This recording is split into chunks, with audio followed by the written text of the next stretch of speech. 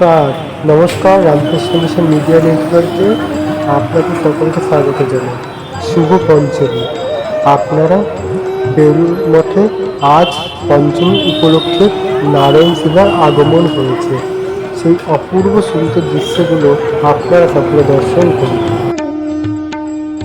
गिरिनन्दिनि नन्दितमेदिनि विश्वविनोदिनि नन्दनुते गिरिवरविन्द्यशिरोधिनि वासिनि विष्णुविलासिनि जिष्णुनुते भगवति हेशितिकण्ठकुटुम्बिनि भूरि कुटुम्बिनि भूरि कृते जय जय हे महिषासुरमर्दिनि रम्यकपर्दिनि शैलसुते जय जय हे महिषासुरमर्दिनि रम्यकपर्दिनि शैलसुते जय जय हे महिषासुरमर्दिनि रम्यकपर्दिनि शैलसुते सुरवरवर्षिणि दुर्धरधर्षिणि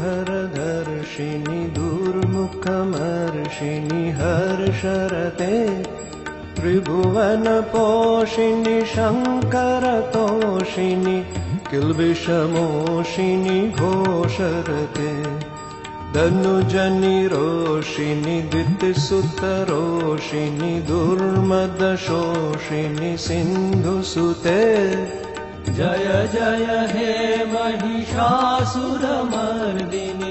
रम्यकपर्दिनि शैलसुते जय जय हे महिषासुरमर्दिनि रम्यकपर्दिनि शैलसुते जय जय हे महिषासुरमर्दिनि रम्यकपर्दिनि शैलसुते ऐ जगदम्ब मदम्ब कदम्ब वनप्रियवासिनि